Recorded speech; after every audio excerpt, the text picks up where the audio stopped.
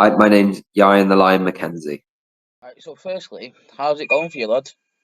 Yeah, I'm good. How are you? Yeah, I'm good, thanks. Good. Right, so an obvious one we've got to get out of the way. How's camp going for you, mate? Yeah, camp's been going good. It's obviously just over halfway now. I like to do like 8 week fight camps for my fights. Kind of 8 weeks from away from the fight date, so it's more like a 7 week camp because you've got that fight week as well. But yeah, no, it's been solid. Obviously a bit sore, but yeah, nearly at the end point now. Alright, so I want to start off by asking you, like, what it means for you to be fighting for the title. Yeah, I mean, obviously there was a couple options come through on like different fights on different shows, but kind of when we looked at them all, this one made the most sense. Like I've always wanted to get a title on the regional scene, and obviously I've got the lad I'm fighting's coming all the way from Brazil as well, so it's a international opponent, and obviously it's close to home, which is nice. So I get loads of local support. Yeah, the belt's just the cherry on top, really. I saw you talking on Instagram about how you want to be in the UFC. I was just wondering, though, how far off do you think you are from that stage? Yeah, I mean, I think later this year would be quite ambitious, but I'd like to get in, but early next year, this time next year, I'd like to be signed to the UFC. I'm kind of hoping I can get 3 solid wins this year, 8-2, hopefully with 8 finishes, and then, maybe get signed, get an early fight next year, or get signed off the back of those 3 wins. Obviously, it depends kind of who I fight for those 3 wins. So, whether I win this title, maybe I defend it, maybe I get another big fight on Cage Warriors, win that, and then kind of be undeniable at that point. And obviously, you got voted for being the professional submission of the year by the British MMA scene. I was wondering what your thoughts on that. Yeah, yeah. I mean, I wasn't really surprised. Like, you don't really see many jumping guillotines. I mean, I don't think I ever do any jumping guillotines, so I surprised myself with that submission. But I do love a good guillotine, and again, like you don't really see people risk position for a submission, so I think that's part of the reason why it won. That obviously I'm giving up top position to go for it after winning the round as well. So yeah, it meant a lot. Obviously, there's loads of great subs on the pro and amateur scene, so it's nice to come away with that award. I was looking back at your record and I saw you'd fought the likes of Marlon Jones and Solomon Simon, who have gone on to now be champions. What do you think about how much experience you got at such a young age? Yeah, there was a couple of things. That Marlon fight was like 6 years ago now. A couple of things I wasn't too happy about it. Like my weight cut was terrible. Um, and, I did everything wrong in the lead up to that fight, and then it didn't go my way. But obviously, it was great to kind of expose myself to that high level of competition, especially when I was so young. And then with the Solomon fight as well, again, like gutted it didn't go my way. I was at a weight class that I shouldn't have been at featherweight, but I'm glad the loss was to someone like Solomon. I've spoken to him now, and we chat every now and then and stuff. And that fight taught me a lot. And yeah, obviously, I'm always grateful. I don't regret taking any fights. I don't regret my losses. I'm always grateful for them because I'll grow from them as a fighter. But yeah, I'd like to think those fights have aged well. If the two world, I don't know if Marlon's FCC is a world title, but if it is, and that's two world champs that I've lost to. When I lose fights, everyone loses fights, but when I lose them, it's to the guys who are at like the top of their game because I'm always fighting that high level of comp. You briefly touched on there about your weight cuts. I was just wondering, what do you reckon is the stupidest thing you've ever done when you were cutting weight? When I was in army, I didn't really understand the weight cutting process.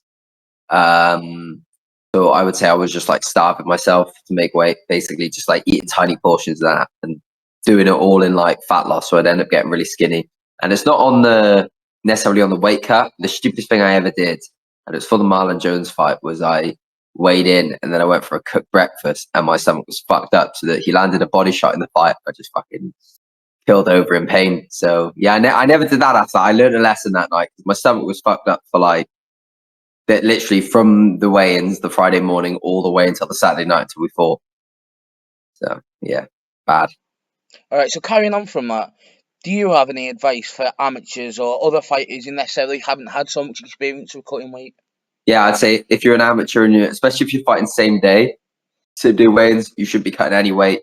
Just be dieting down, or at most like a few kilos over the 8 weeks leading up to the fight, depending on how much body fat you're carrying.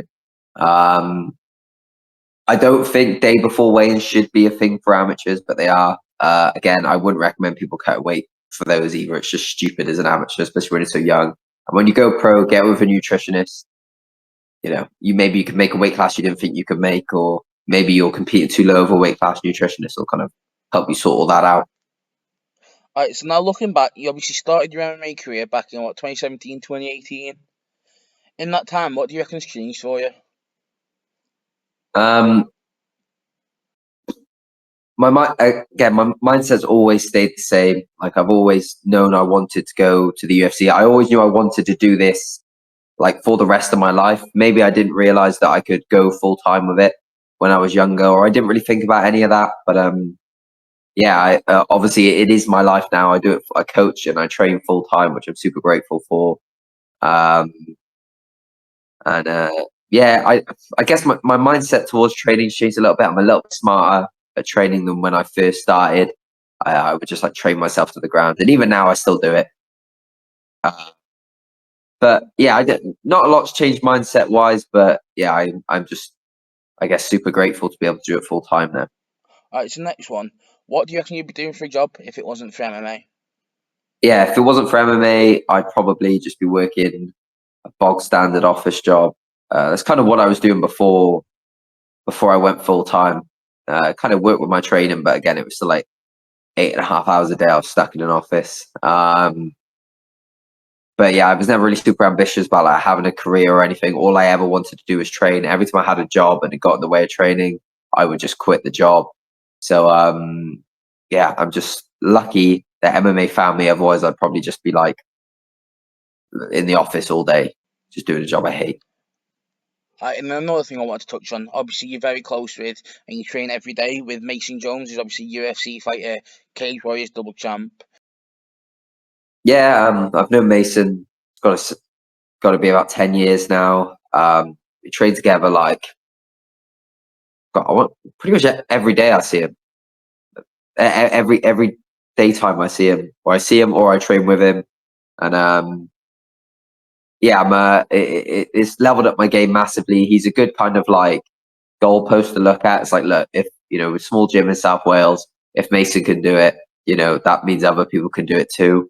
Obviously, as long as you work hard and stuff, and it's always good to like get rounds in with him. Kind of, think if I can have good rounds, competitive rounds against a UFC lightweight, then all these bantamweights outside the UFC aren't really going to stand much of a chance. So that gives me lots of confidence. But yeah, he's a good person to be around. He's a bit mental, but he's a really good training partner of me. I was also wondering, to the people watching at home, is there anything you'd like to say to them? Yeah, I'd like to say just believe in yourself, take risks, because I'd rather live with the leap I took not working out than not taking it and just thinking what if. So yeah, if you got dreams, follow your dreams, and just believe in yourself, because there'll be people around you who think it's stupid. Like, people thought it was stupid that I was going to go do this full time, and now I'm somehow doing it full time, right? So yeah, just believe in yourself. Yeah, and lastly, is there anyone you'd like to shout out?